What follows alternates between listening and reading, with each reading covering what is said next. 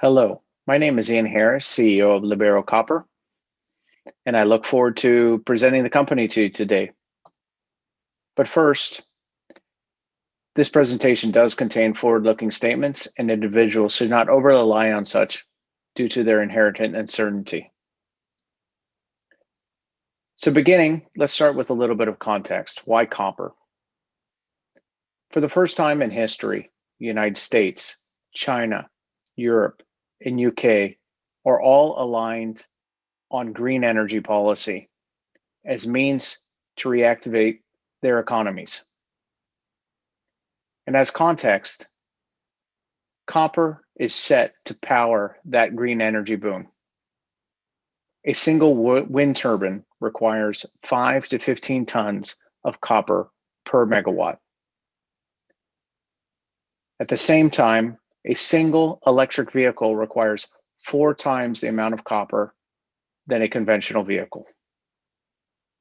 2020 production in copper was 20 million tons.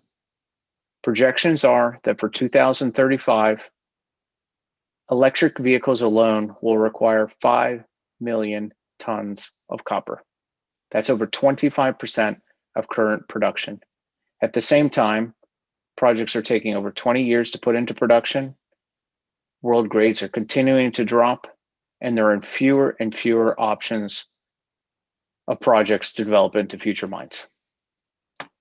And that is why I'm so personally excited about Libero Copper and Gold, because we have a portfolio of 4 different copper porphyry projects located in solid jurisdictions such as British Columbia, Colombia, and San Juan, Argentina.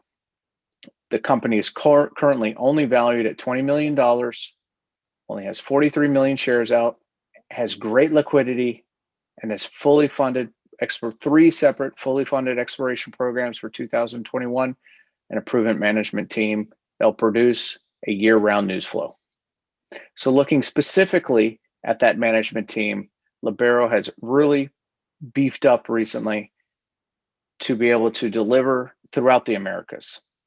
Looking at Canada, we have Brad Rourke, who's a native of the area of the Golden Triangle, CEO of Scotty Resources, Bill Bennett, who has decades, he was for decades the Minister of Mines of BC, Rob Pease, who helped build the Mount Milligan mine, and Thomas Mufford, who is our VPX, who has decades of experience in exploration in the Golden Triangle.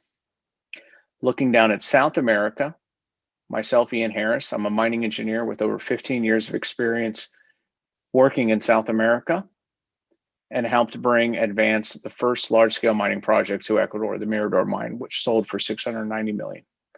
And Ernie Mast, which helped develop the first large-scale mining project in Panama with a capex of over $6 billion. And our chairman, Ian Slater, who is a serial entrepreneur who achieved the first mining license for a mine in Colombia in 30 years, the San Ramon mine. And we're currently well-funded with over $7 million to execute on those exploration programs. So looking at our projects, in British Columbia, we have Big Red and Big Bulk. In Colombia, Mocoa, and Esperanza in Argentina. Big Red is a very large project with over 26,000 hectares that previously was focusing mostly on high-grade gold anomalies at surface. And at the very end of the year, the last drill hole, last drill pad, unfortunately only using an RC rig, punched 4 holes into the Terry anomaly. And we made a wonderful copper porphyry discovery, including holes with 120 meters at 0.41 and 80 meters at 0.43 equivalent copper. But why are we so excited? First, those holes were completely mineralized from surface all the way to the end of holes, obviously limited to depth, but are also on the very edge of a very large anomaly. That anomaly, which has an IP signature, but also geochemical signature, has the scale to be a future mine. And that's what we're so excited about. And that's why we look forward to following up with 5,000 meters of drilling in 2021. A little bit further to the south is our big bulk project. A little earlier stage, but in 2003 had some very, very interesting intercepts, including 21 meters of 1.17 equivalent copper and 53 meters of 0.47 equivalent copper. Why are we so excited about that? Because that drilling was focusing primarily on a large IP anomaly. And based on new analysis, we believe that those hits were actually in a second phase of mineralogy. And that second phase actually dips to the south. So those drill holes just skimmed through that potential deposit. So we look forward to testing our theory in 2021 with 2,000 meters of drilling. Moving to South America, we have the Esperanza project in the very mining-friendly jurisdiction of San Juan, which had an incredible drill hole that had over 387 meters of 0.78 equivalent copper that included 232 meters at 1% equivalent copper. That hole was drilled in 2018, and the company at that time could not follow up due to market conditions. Now acquired by Libero through option, we're very excited about the project because it contains a lot of the things that we're looking for. Mineralization starting right from surface, continuing throughout the entire hole, ending in mineralization, and open on all directions. So it has the grade, has the potential to be a future mine, very little strip ratio if it became a mine, with the mineralization starting at surface, and a very large extent. This area has a very large anomalous geochemistry alteration signature, but also over 1,800 meters of strike length where copper has been encountered. And we look forward to following up on this project with 5,000 meters of drilling. And finally, my personal favorite, Mocoa. Why do I like Mocoa so much? First, spending 6 years in Ecuador at the Mirador project is the closest operating copper mine to Mocoa.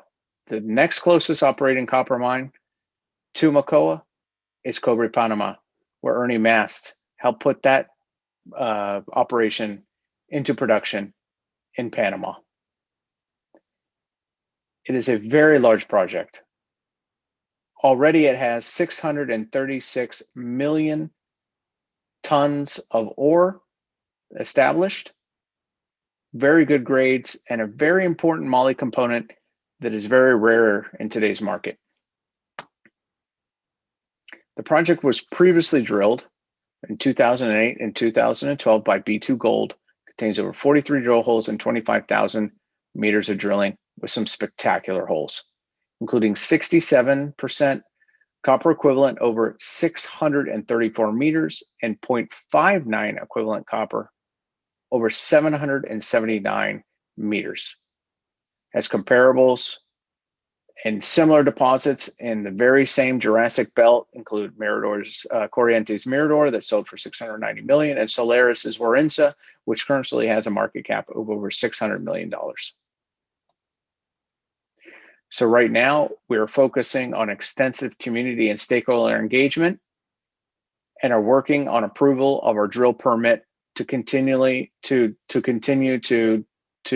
delineate this resource.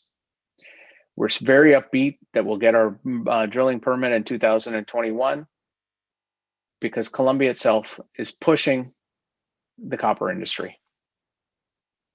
Colombia this year, for the first time ever, was ranked #1 in Latin America for mining investment potential by the 2020 Fraser Institute survey. And you can see it in the comments from the mine minister, the National Mining Agency, and even the president of the country himself. In a presentation this year, on February 25th, at the launching of the National Mining Association's Copper Route, President Iván Duque said himself, setting the goal for Colombia to become the 3rd largest copper producer in Latin America. And it's projects such as Mocoa that will help Colombia achieve that dream. So our work programs, again, 5,000 meters in Esperanza, 2,000 meters in Big Bulk, 5,000 meters in Big Red, and very high hopes of achieving our drill permit at Mocoa in 2021. In summary, as the world embraces green energy, the demand of copper is very significant. There is not enough copper to meet that growing demand. Now is the time to explore in projects such as the ones that Libero has in its portfolio that are cycle independent, large scale copper porphyry deposits in prolific but stable jurisdictions that have the potential to become future mines. We have the solid copper project pipeline, strong team, and are well funded to execute on our development programs. Thank you.